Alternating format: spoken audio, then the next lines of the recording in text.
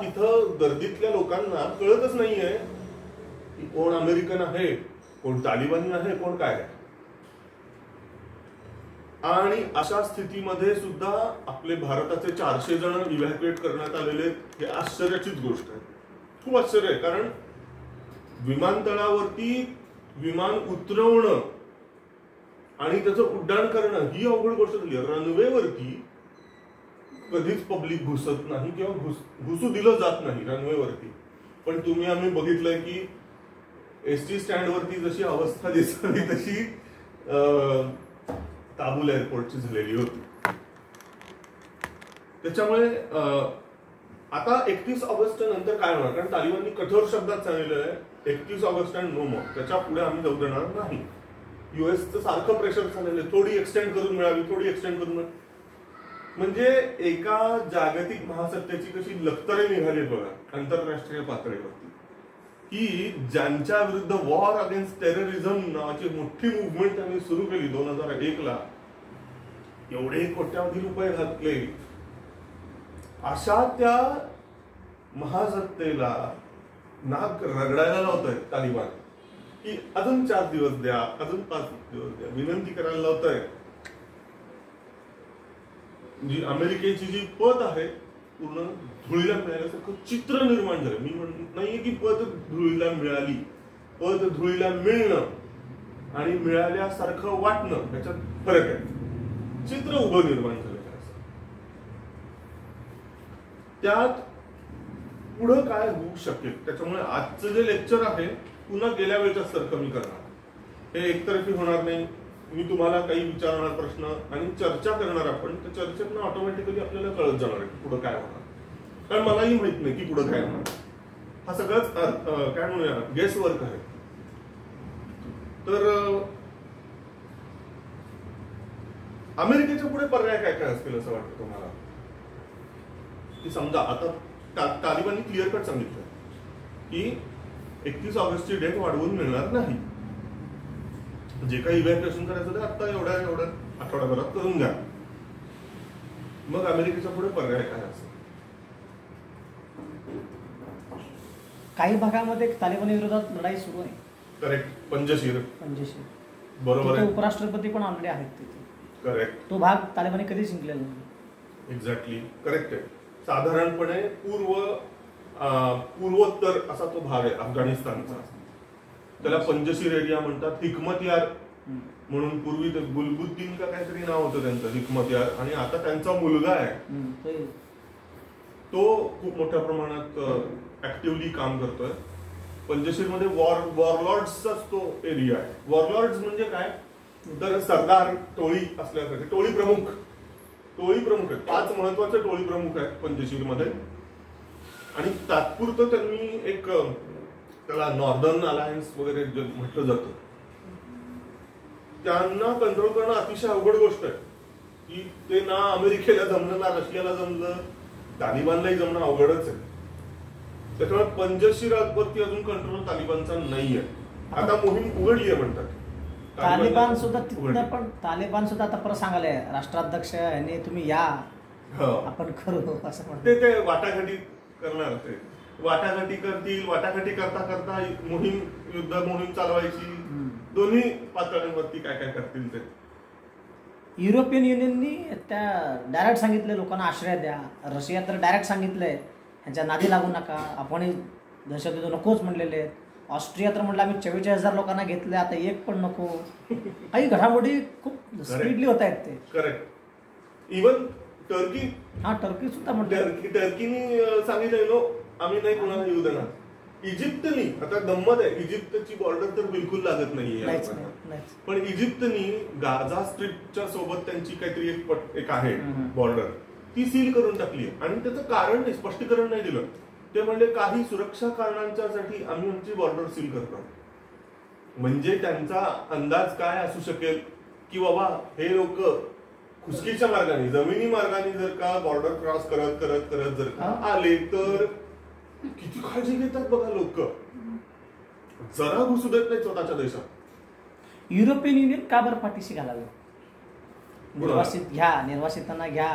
तुम्ही कॅम्प उभं करायला 2-2 लाखांचे कॅम्प उभं करायला, निधी गोळा करायला. युरोपियन युनियन आता तीच फार गंमत आहे, कारण का भविष्यात हल्ल्याची तयारी आहे युरोपियनवरतीच काही एक्झॅक्टली लक्षात येत नाही. कारण काय तुम्हाला सांगतो, लेफ्टिस्ट विचारांचे जे जगभरात जो डॉमिनन्स आहे ते सिरिया प्रश्नाच्या वेळेला सुद्धा त्यांनी असंच केलेलं होतं. रेफ्युजीज जे असतात ते त्यांच्यासाठी पुढे जाऊन मोठे व्होटर्स बनतात त्या त्या देशांमध्ये. आता डेमोक्रॅट्स, अमेरिकेमध्ये डेमोक्रॅट्स वेगळं काय करतात, मेक्सिकन आणि असे जे मायग्रंट्स असतात, इलिगल इमिग्रंट्स असतात, त्यांना पूर्णपणे प्रोटेक्शन. आपल्याकडे जे टीएमसी किंवा कम्युनिस्ट बंगालमध्ये जे करायचे, यांना आश्रय द्यायचा, मग त्यांना रेशन कार्ड द्या, मग आता आजच्या काळात आधार कार्ड द्या, हे केल्यानंतर त्यांना पूर्ण उपकाराच्या ओझ्याखाली दाबून टाकायचं आणि नंतर तुमच्या अंतर्गत राजकारणातल्या फायद्यासाठी व्होट बँक म्हणून त्यांचा उपयोग करून घ्यायचा, हक्काची मतपेढी तयार करणे.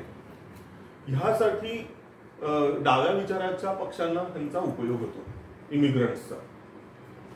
ऑलरेडी तुम्ही सर म्हणता त्या पद्धतीने सिरियन इमिग्रंट्स खूप मोठ्या प्रमाणात आज राहतायत. आता भारताने कुठल्या लोकांना आश्रय देऊ लागले आता?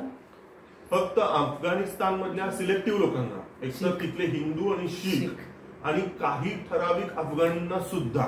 आता मला त्यांनी म्हणजे ओपनली कदाचित त्यांना सांगता येत नसेल, पण अफगाणिस्तान गव्हर्नमेंट जे होतं 20 वर्षातलं, त्यातल्या सैनिक आणि सैनिक अधिकाऱ्यांचं प्रशिक्षण आपल्या पुण्यातल्या एनडीए मध्ये, IMA मध्ये आपण केलेलं आहे. तेच आपण सपोर्ट.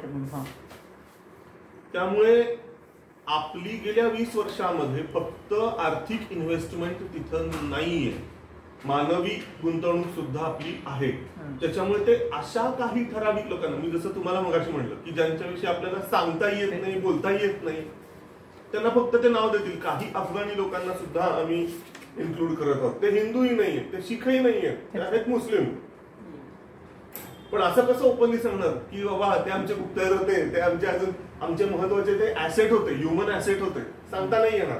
अशा लोकांना 100% भारत आपल्याकडे आणणार, त्याची ती तयारी करतील. मग त्या काय म्हणूया आपण, ओल्याबरोबर सुकही येतं त्या पद्धतीने काही महत्वाचे असतील, काही एवढे महत्वाचे नसतील, पण अशा काही मोजक्यांना आपण नक्की. आता काबूलवरती तरी अमेरिके जरी कंट्रोल असला म्हणजे फ्लाईट संदर्भात, ब्रिटिश आर्मी पण शब्द आले, ब्रिटिश आर्मी शब्द आले. हो, कारण काय आहे, युके आणि नॅटोतले काही काही महत्वाचे देश त्यांना स्वतःचे नागरिक आणि स्वतःचे ऍसेट, जसं मी मगाशी म्हणतो, त्यांना इव्हॅक्युएशन करायचं आहे. ते इव्हॅक्युएशन होईपर्यंत 31 ऑगस्ट पर्यंत 100% ते विमानतळाच्या अवतीभोवती त्यांचा संचार राहणार. 6000 ट्रूप्स अमेरिकेने ऑलरेडी पाठवलेत, म्हणजे 5000-2500 लोक काढून घेतले, 6000 पाठवले.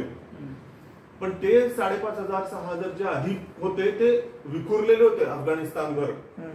आता फक्त आणि फक्त फोकस त्यांचा आहे काबूल एअरपोर्ट. सगळे बॉर्डर जरी सील केले, मग ते येऊन थांबलेले लोकांना आणायचं रेस्क्यू की आता तर आतनं सोडायला तयार नाही त्यांनी विमानतळ. आता इथलं विमानतळ विचार करा ना, आपण इथलं विचार करूया. हे सगळं जुळ्यासोबत बंद आहे, 7 वाजता बंद आहे, म्हणजे हत्तुरी वस्तीमध्ये लपून ठेवले आणि सगळे आतमध्ये गेलेले आहेत. म्हणजे तुम्ही एक कल्पना करू शकता की फक्त तिथं स्ट्रँडेड ती जी गर्दी आहे तिथंच एका गेटला 6,000 लोक आहे म्हणे, एका गेटला 6,000 लोक आहे म्हणे. हो, तेवढ्या एरिया पुरतं, एअरपोर्ट पुरतं ही फक्त कारवाया चालत नसणार आहेत. वेगवेगळ्या देशाच्या, इथं अमेरिका झाला, ब्रिटन झाला, भारत झाला, अशा अनेक देशांचे एजंट्सचा सध्या तिथे सुळसुळाट असणार. ते सगळे जेम्स बॉन्डगिरी करत असणार आहेत आपापल्या ह्युमन ऍसेट्सना सोडवून आणण्यासाठी. पुन्हा त्यांना शोधणं, त्यांच्यापर्यंत पोहोचणं, कन्फर्म करणं, त्यांना तिथून सुरक्षितपणे एअरपोर्टला आणणं, डिस्गाईज करून. डिस्गाईज का करायला लागणार? डिस्गाईज म्हणजे चेहरेपट्टी बदलणं असेल, आयडेंटिटी बदलणं असेल, त्यांच्यासाठीचे आवश्यक डॉक्युमेंट्स. आता डॉक्युमेंट्सच्या बाबतीत लक्षात आलं, भारताच्या इतरही अनेक काही असे लोक आहेत जे तिथं काम करत होते, भारतीय लोक. त्यांचे काय म्हणूया, त्यांचे कागदपत्र जे असतात, व्हिसा असेल, पासपोर्ट असेल, सारखे महत्वाची कागदपत्र ही त्या त्या कंपन्यांच्याकडे असतात. तर सध्याच्या सिच्युएशन मध्ये त्या कंपन्यांनी काय केले, ती गोठून ठेवली आहेत, ती कागदपत्र स्वतःच्या ताब्यात ठेवली आहेत, भारतीयांची सुद्धा, म्हणजे अनेकांची ठेवली आहेत, भारतीयांची पण ठेवली आहेत, की या कामगारांना जाऊ द्यायचं नाही अफगाणिस्तानमधलं. यासाठी असे जे पब्लिक आहे, भारतीय पब्लिक, ते तिथं अजून अडकून आहे, केवळ कागदपत्र नाहीत म्हणून त्यांना येता येत नाही. त्यासाठी सध्या हालचाली चालू आहेत भारतीय सरकारच्या, की त्यांची भले कागदपत्र नसतील पण आपण वेगवेगळ्या इतर माध्यमातून त्यांची ओळख पटवू शकतो का, बायोमेट्रिक असेल किंवा इतर काही गोष्टी कागदपत्र जी त्यांच्याकडे असतील त्या आधारावर त्यांना आपण आणू शकतो का.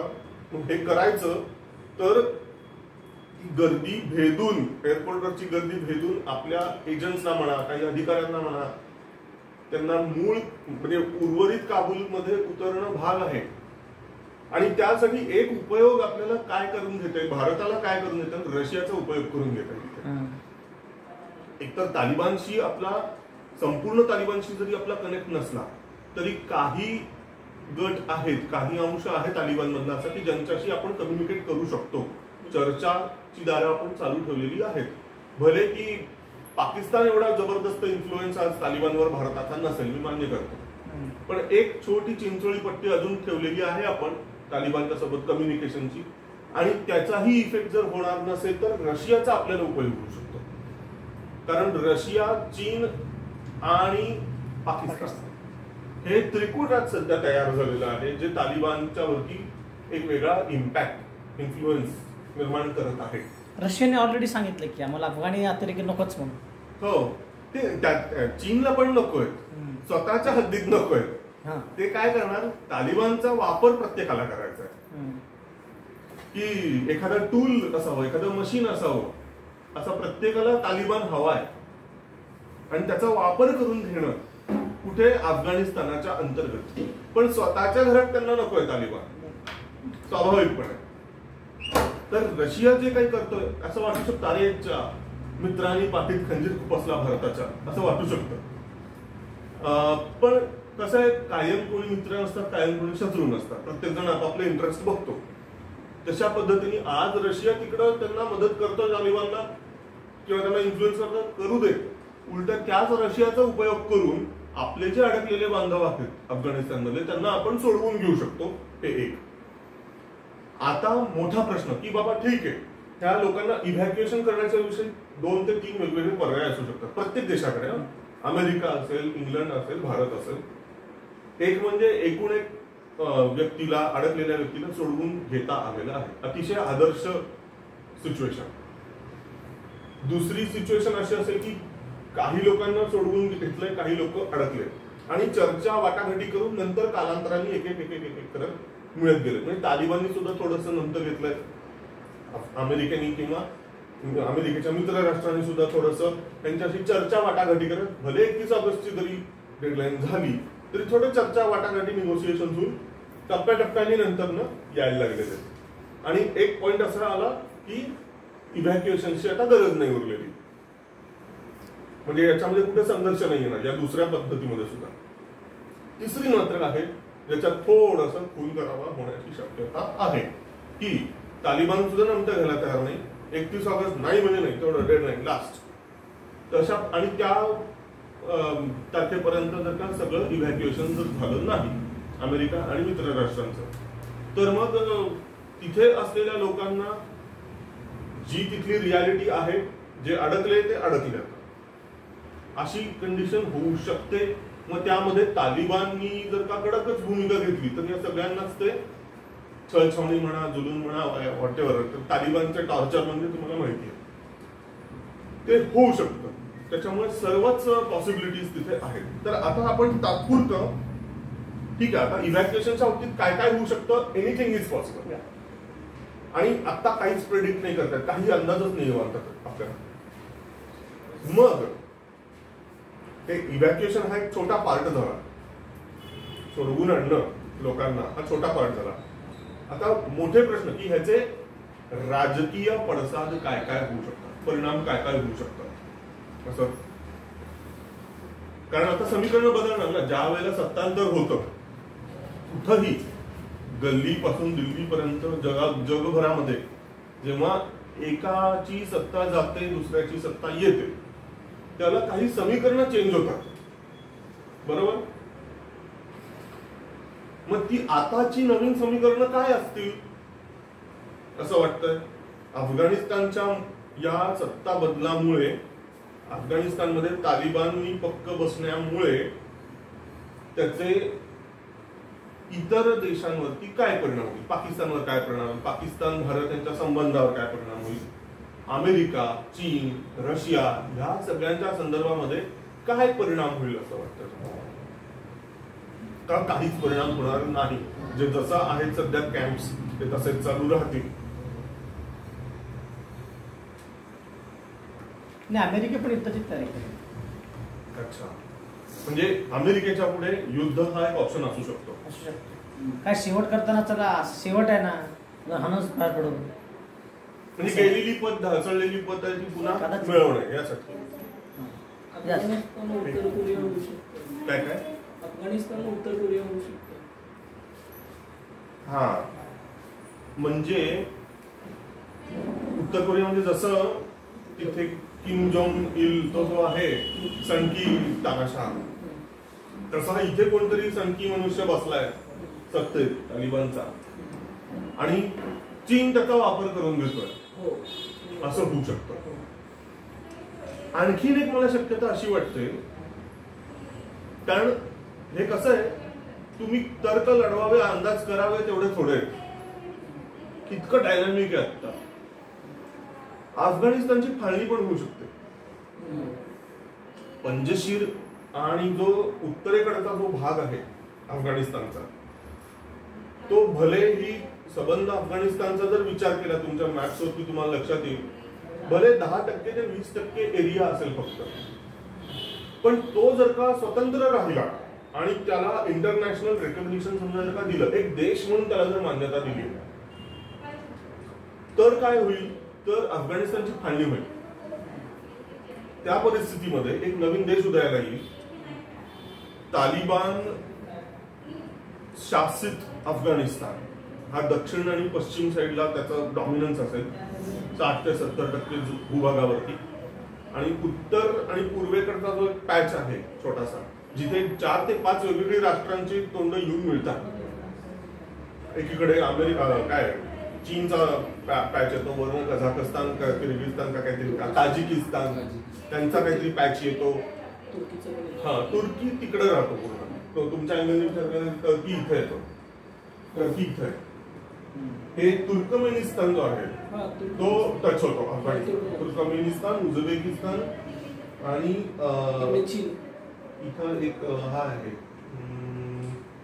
किर्गिस्तान असेल माझ्याकडे, किर्गिस्तान, यांच्या बॉर्डर्स तिथे येऊन मिळतात. आणि चीनचा झिंजियांग म्हणून जो प्रॉव्हिन्स आहे तो तिथे मिळतो. झिंजियांग म्हणजे ईस्ट तुर्कस्तान. मूळ तुर्की लोक जे होते ते झिंजियांग मधले होते.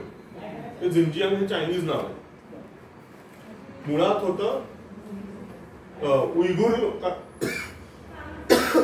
उयगुर मुस्लिम लोक जे आहेत, जे की ओरिजिनल टर्की, त्यांना आज म्हटलं जातं ईस्ट तुर्कस्तान, तर ते नावच चुकीचं आहे.